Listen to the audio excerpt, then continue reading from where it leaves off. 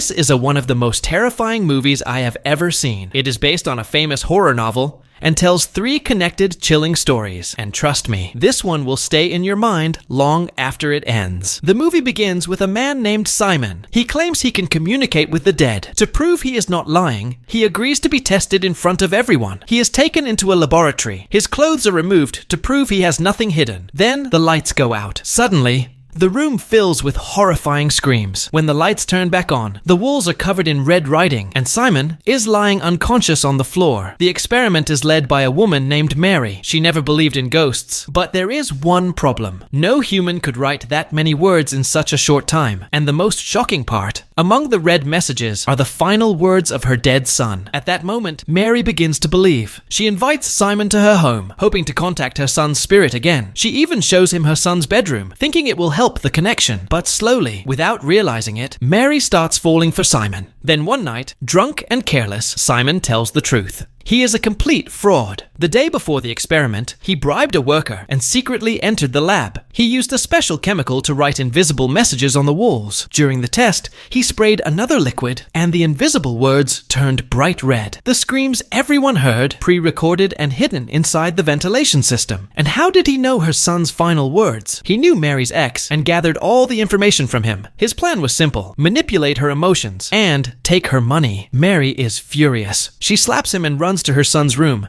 crying while holding his teddy bear. She feels completely broken. But then, behind her, on a small chalkboard, words slowly appear on their own. Bring him to me. At the same time, a figure appears on the bed. Mary slowly lifts the blanket, and her face changes into a quiet, shocked smile. The next morning, Simon regrets confessing. He apologizes and says he will leave immediately, but it is too late. Mary has already told wealthy people that Simon can talk to spirits. Hearing there is money involved, Simon decides to stay, but this time, something is different. That night, Mary takes him back into her son's room in front of witnesses. His clothes are removed again, so there can be no cheating. She whispers something strange into his ear, because now the spirits are angry. As soon as everyone leaves the room, they appear. Simon's body lifts into the air. His hair begins falling out on its own, and then the spirits carve their life stories into his bare skin. When the door finally opens, Simon is covered in blood. From that moment on, whenever someone is close to death, Simon's nightmare begins again. Now, we enter the darkest and most disturbing part of the story. And from this moment on, things only get worse. Because every time someone dies, their entire life story is carved into Simon's skin. That's why people start calling him the Blood Book. Not long after, a bookstore owner who is drowning in debt gets attacked by loan sharks. To save himself, he tells a dangerous man named Benny about Simon. He claims Simon's skin contains a masterpiece worth millions. The bookstore owner suggests they work together and steal it, but Benny doesn't share. He pulls out a knife and kills him on the spot. And as Benny walks out of the store, the dead bookstore owner slowly smiles. But Benny has no idea what he just stepped into. Soon, Benny and his partner, Steve, drive to Mary's city. On the way, they almost hit a little girl wearing headphones. They don't stop. When they finally reach Mary's neighborhood, they freeze. The once beautiful city is now completely abandoned. Broken buildings, empty streets, dead silence. The Blood Book has turned it into a ghost city. And just when things couldn't get worse, their car breaks down. While Benny checks the engine, Steve suddenly sees something in the rearview mirror. A ghostly face. He spins around. Nothing. But seconds later, the figure appears outside the car. Steve loses it. Thinking someone is playing tricks, he chases after the figure. Benny runs after him. Moments later, Steve rushes into a church, terrified. Before Benny can even speak, Steve shoots himself. No explanation, no last words, just silence. Benny panics and runs out, but the nightmare isn't finished. His car suddenly starts by itself and drives straight at him. He fires at the driver's seat while running, but when the car crashes and stops, there's no one inside. No driver, no ghost, nothing.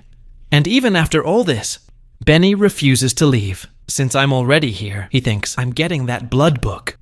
Inside Mary's house, Simon is no longer human. His body is stretched and fused like living paper, like a tree made of flesh. The stories cover every inch of him. Mary calmly says a few words, and instantly, Benny's name slowly appears on Simon's forehead. A cold chill runs down Benny's spine, because he knows that means he's next. Suddenly, hundreds of rats flood into the room. They swarm him, bite him, climb all over his body. Benny screams and runs outside, swearing he gives up. He doesn't want the blood book anymore. But Mary isn't done. The rats keep crawling on him. Desperate, Benny pulls out his knife and starts stabbing them one by one. But then everything stops. No rats, no attack. It was all an illusion. He wasn't stabbing rats. He was stabbing himself. Blood pours from his own wounds. Barely alive, he drags himself away. Eventually, he finds a motel. Relief. But inside, the motel owner is calmly disposing of a corpse. Before Benny can react, the owner's wife attacks him from behind, and they beat him to death with a hammer. The end of Benny. Or so it seems. The next morning, that little girl from the road arrives at the same motel. Her name is Jenna. She has severe autism and is extremely sensitive to sound. Even the sound of chewing can make her panic. But Jenna refuses treatment. She insists nothing is wrong with her. Her parents, exhausted,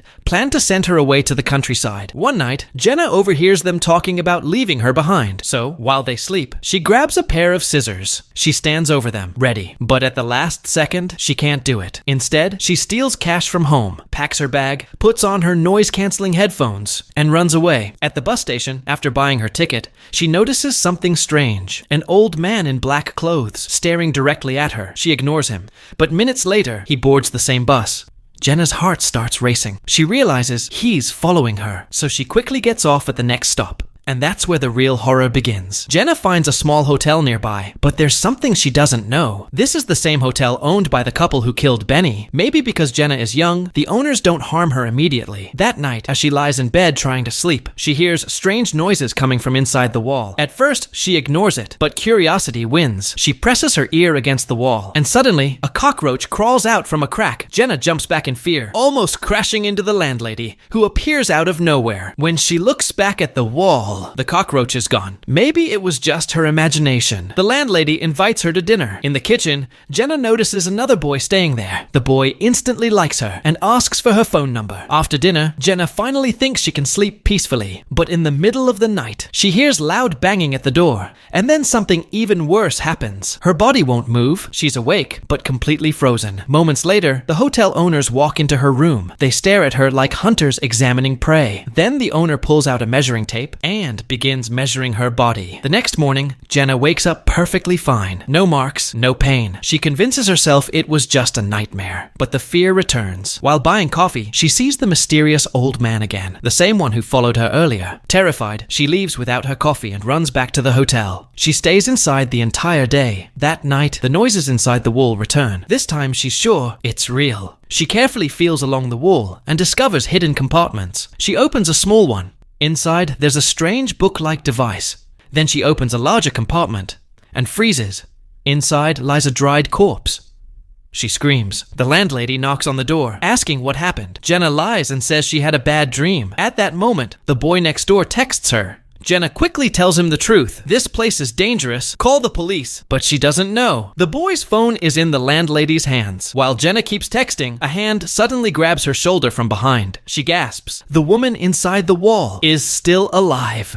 That strange book-like machine is keeping her alive. Jenna rushes to the window, but the owner is standing outside below. She turns to the door. The landlady is ready to come in. She's trapped. In desperation, Jenna swings a lamp and knocks the landlady unconscious. She runs, but the owner is already at the stairs. With nowhere else to go, she rushes into the basement. There, she finds another hidden compartment and climbs inside to hide. But once inside, her blood runs cold. Both sides of the wall are filled with living corpses, still breathing, still alive. She crawls out the other side, only to find the hotel couple waiting for her. This time, she can't escape. Calmly, the landlady explains the truth. They turn people into living corpses to free them from the pain of life. No worries, no suffering, just endless existence inside the walls. The measuring tape from last night, it was for building her custom coffin. The walls, the floors, the entire house is filled with preserved victims. Even their own daughter is one of them. And another young guest was added just last night. Now, it's Jenna's turn. And just as the landlady finishes speaking, there's a loud knock at the front door. Just as the landlady finishes speaking,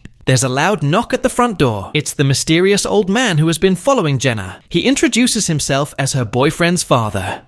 His son died suddenly, an apparent suicide, and he has been searching for Jenna to learn the truth. But he never gets the chance. Before he can even see her, the hotel owner steps forward and kills him with an axe. Jenna watches in horror. When the couple leaves the room for a moment, she painfully drags herself towards the window. She manages to climb outside. and hides in the back seat of the old man's car. For a second, it feels like she might escape, but fate isn't done with her. The hotel owners drag the old man's body to the same car. Jenna stays completely silent in the back seat as they load the corpse inside. They drive to a cliff. The owner places a heavy rock on the gas pedal, locks the gear in place with a stick, and sends the car straight over the edge. To make it look like a suicide, the car crashes down the cliff, with Jenna still inside. When she wakes up, she's in a hospital. Against all odds, she survived, but the nightmare continues. Police investigate the old man's death. They sense something strange, yet their final conclusion? They believe the grieving father couldn't handle his son's death, so he tried to take his son's girlfriend with him. The hotel couple walks away untouched. Free again. Jenna returns home, but nothing changes. Her parents treat her like she doesn't exist, like she's invisible, and slowly, her memory returns. She remembers why her boyfriend really died. He didn't jump on his own. She pushed him. Not physically, but with her words. She manipulated him, convinced him. And the boy who loved her jumped to his death because of her. The guilt consumes her, day and night. She can't escape it. Finally, unable to live with herself, Jenna goes back to the hotel, this time not to escape, but to surrender. She asks the landlady to turn her into one of them, a living corpse, to end the pain. The elderly couple is pleased. Now she understands. They remove her eyes, seal her ears, shut her mouth forever, and place her body beneath the floorboards. Now she lives inside the walls, free from guilt, free from sound, free from reality. And at that very moment, her entire story is carved into Simon's skin. As long as Simon lives, new stories will continue to be written. More deaths, more guilt, more blood. And that is the end of this terrifying tale. But here's the real question. Were the hotel owners the true monsters? Or was guilt the real horror all along?